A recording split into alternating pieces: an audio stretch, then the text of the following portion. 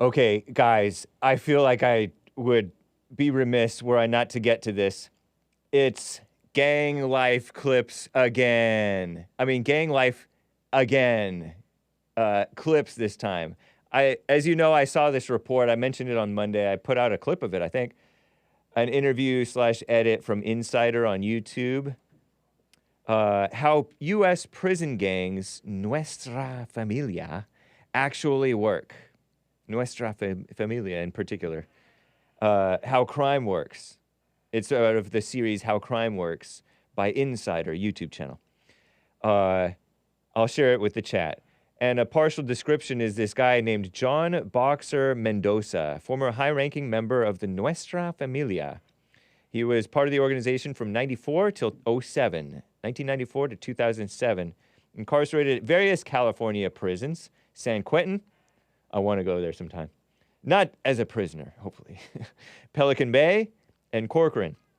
And he talks about it, talks about being out of prison and doing gang work, if you will, outside and inside. He was a member of Nuestra Raza, our race, which fed into Nuestra Familia before rising to the rank of commander in Nuestra Familia, NF. And they're like norteños or something like that, northerners, versus sureños, the southerners. And they oppose the Mexican mafia, supposedly, but they're Mexicans too. And they're also against the Aryan Brotherhood. I'll tell you about the Aryan Brotherhood someday, maybe not right now. And also against the blacks. So it's like protecting one another, I guess. He spoke with Insider about rivalry within the Mexican mafia and Aryan Brotherhood, corrupt prison guards, attacks and uprisings, weapons and yard fights.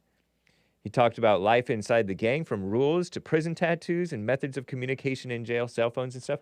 But I want to show you these two brief clips from it that are what are the points that I brought out on Monday about violence. The Hispanics in these gangs, in jails and prisons, they think being violent, hurting somebody, killing somebody is a badge of honor. Here's the clip A, if you can there, Hassan. Let's hear this boxer man, John Mendoza.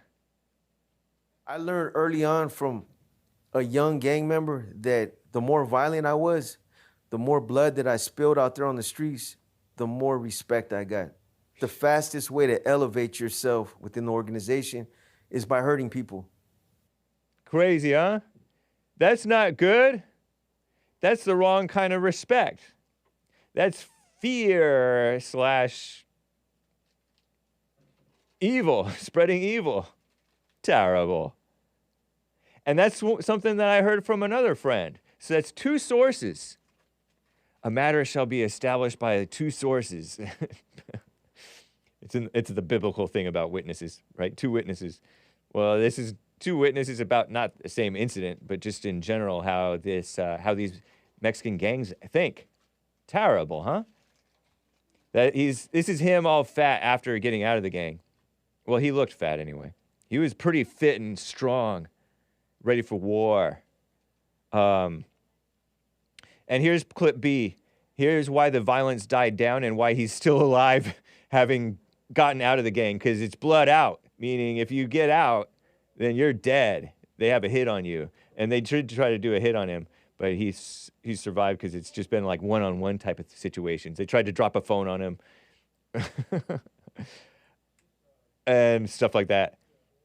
But if it was like 18 guys, then it'd be his time to go. But here he is.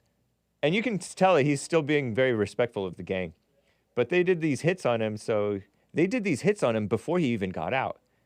Because he was appeasing his wife at the time and his mother at the time, saying, oh, yeah, don't worry, I'm going to cooperate with the police. But he wasn't really necessarily going to do that. But he was just not wanting them to worry. But word got out, and so they called these hits on him. And he felt betrayed, they felt betrayed, and it was a mess. He's voluptuous. I disavow that. But anyway, here's the reason why the violence diminished. And this is something that one of the guys here has told me. One of the Gen Xers here. 3 strikes laws Because the violence was crazy in the 80s and 90s. Here it is. Part B. I think the influence has waned over the years, like a lot. In the 80s and the 90s, you couldn't testify against the NF and live in the same county. You wouldn't even want to be in California. The threat was very real back in those days. But once the 3-strike law came into effect, we kind of stepped away from the violent crimes and started doing almost exclusively selling drugs. The influence is there. People know that they're out there. They're in the cuts. They're functioning. It's just not it's not like it was. Crazy, huh? Well, that's kind of a good thing. Shout out to the 3 strikes laws. Tough on crime. Right on. Those 3 strikes laws indeed had a big effect.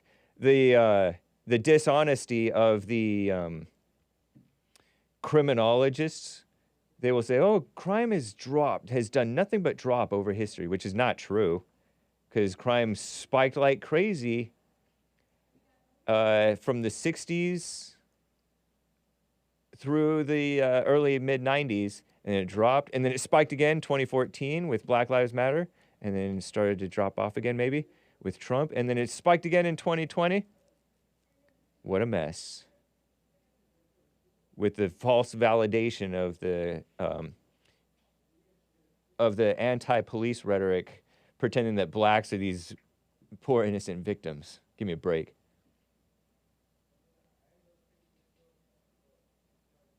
Terrible.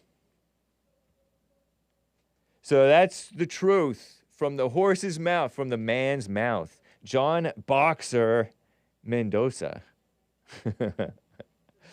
That Boxer is his gang name, I guess.